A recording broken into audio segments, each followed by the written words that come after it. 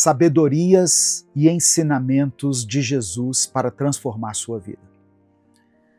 Olá, meu querido irmão, minha querida irmã, que bom que você está aqui mais uma vez, mais uma manhã, para começar o dia da maneira certa, para dar aquele primeiro passo que precisa ser dado. Tem muita sabedoria esperando por você hoje, sabia?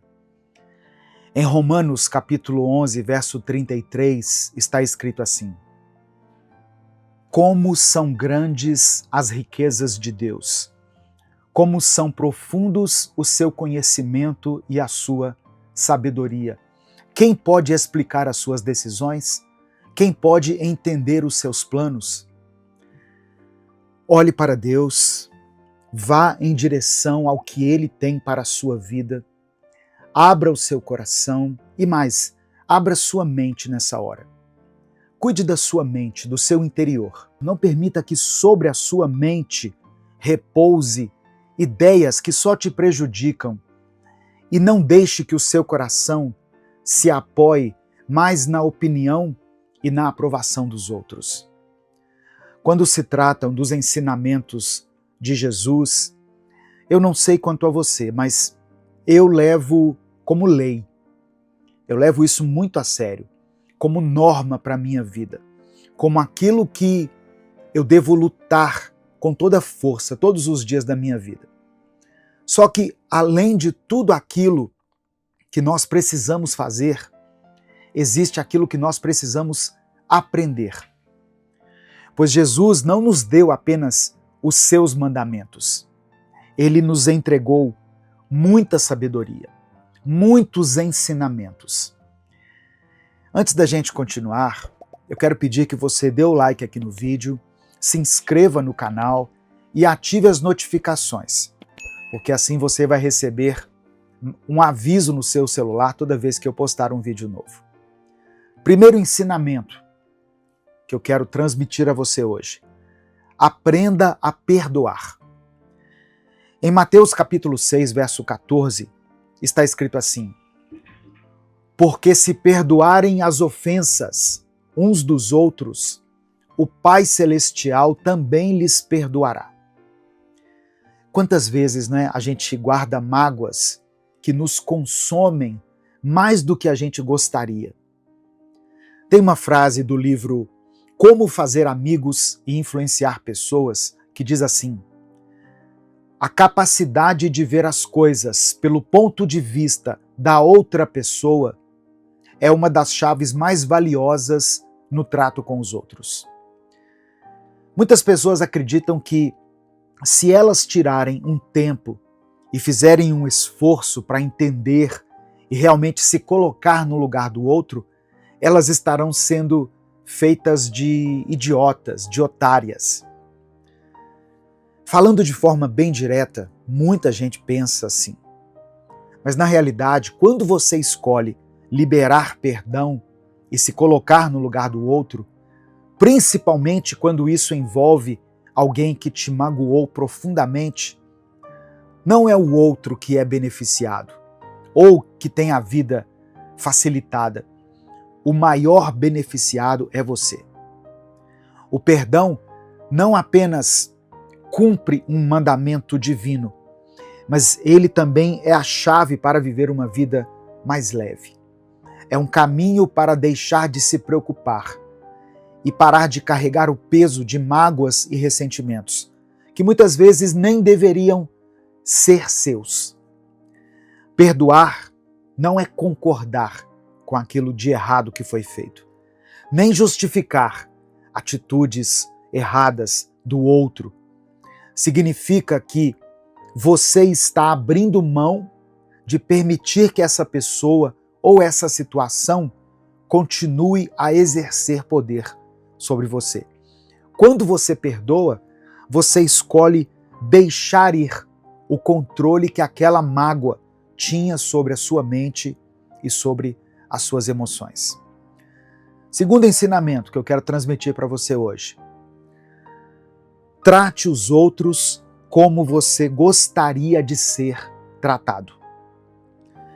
Em Mateus capítulo 7, versículo 12, Jesus disse: assim, em tudo, façam aos outros o que vocês querem que eles lhes façam, pois esta é a lei e os profetas.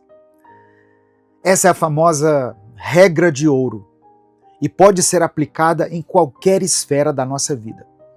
No trânsito, quando alguém te fecha, por exemplo, naquele momento ali você tem a oportunidade de reagir com paciência, da mesma forma que você gostaria que as pessoas reagissem a um erro seu. No ambiente de trabalho, tratar os colegas com respeito, com gentileza, tudo isso pode transformar a dinâmica da equipe. Essa é uma das lições de Jesus mais difíceis de colocar em prática. Sabe por quê? Porque muitas vezes nós somos duros demais com a gente mesmo. Nós nos tratamos muito mal. Repetimos na nossa mente coisas negativas sobre a nossa condição financeira, nossa inteligência, nossa capacidade, nossa aparência, nosso corpo, nosso cabelo e tantas outras coisas. Essa cobrança excessiva e esse julgamento interno criam um descontentamento profundo dentro de nós. E por causa disso, acabamos não conseguindo ter algo de bom para oferecer aos outros. Tem gente que abre a boca para apontar 100 defeitos em você, mas não consegue mencionar uma única qualidade sua. Não consegue reconhecer suas habilidades, suas conquistas ou a sua facilidade em fazer algo bom. E aí você pensa, essa pessoa me odeia. Só que na verdade, quando você observa mais de perto, você percebe que ela não consegue falar algo bom sobre você porque não consegue pensar nada de bom sobre ela mesma. Outro ensinamento de Jesus muito importante. Viva o dia de hoje. Mateus capítulo 6, verso 34. Olha o que Jesus disse. Portanto, não se preocupem com o amanhã, pois o amanhã trará as suas próprias preocupações. Basta a cada dia o seu próprio mal. A ansiedade por coisas que ainda não aconteceram nos rouba a oportunidade de viver o presente. Irmãos, esse ensinamento aqui nos convida a focar no que está diante de nós agora, seja na alegria de um momento simples com a família ou na realização de uma tarefa importante. Para você viver plenamente, você deve aprender a confiar que o futuro está nas mãos de Deus e que o nosso papel é dar o melhor no dia de hoje. Nós precisamos entender que o único pão que deve ser comido hoje é o pão deste dia, o pão nosso deste dia, de cada dia. O pão de ontem provavelmente já está ruim e o pão de amanhã nós nem sabemos se estará lá, porque nem sequer sabemos se o amanhã vai chegar. O pão que temos para desfrutar é o pão de hoje, o pão de cada dia.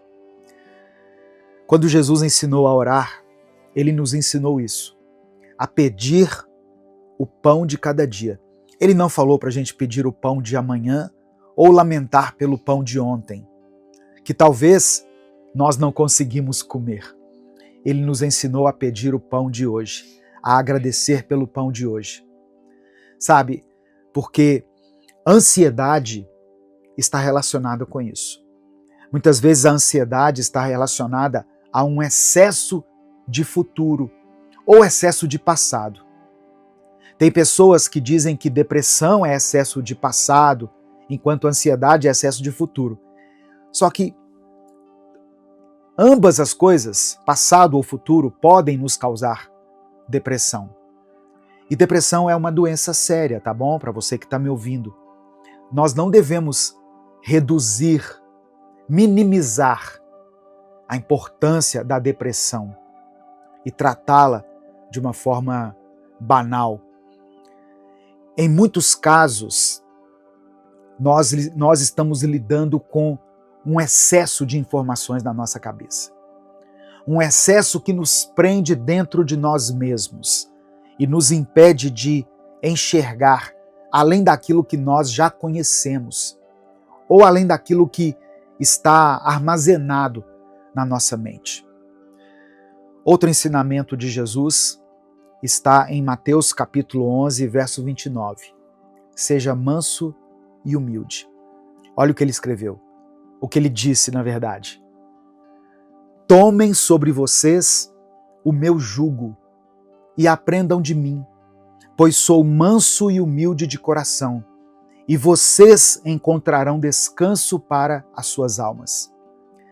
Esse ensinamento, especificamente, está diretamente ligado ao convite de Jesus para vivermos uma vida em paz e em comunhão com Ele.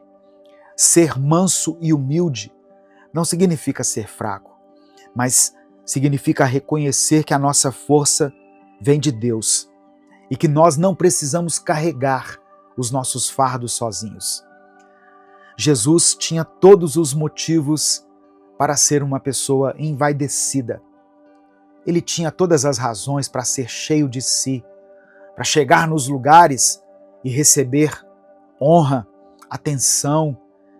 Ele podia se orgulhar disso, porque ele era e ainda é digno de toda adoração, de todo louvor. Ele poderia ter exigido os melhores transportes, os melhores lugares. Ele poderia ter escolhido os melhores lugares nas festas em que ele participava.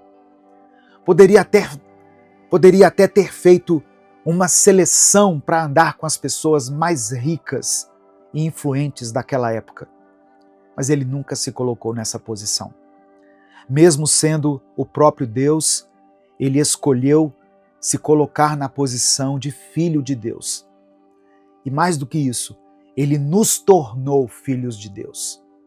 Ele se colocou como um de nós. E o que tem de bom em nós? O que há de bom em mim e em você?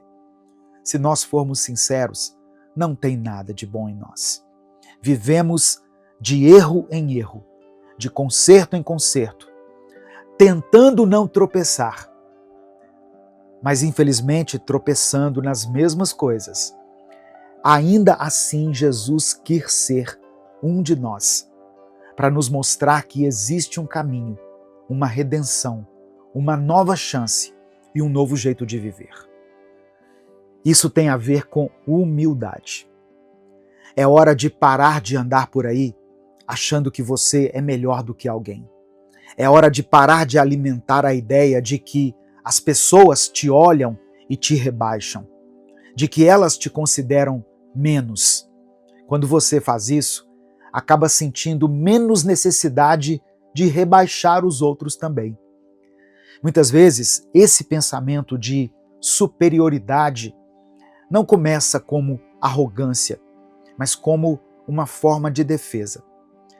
Algo como, se eu considerar alguém menor do que eu, nunca vou me sentir menor do que essa pessoa.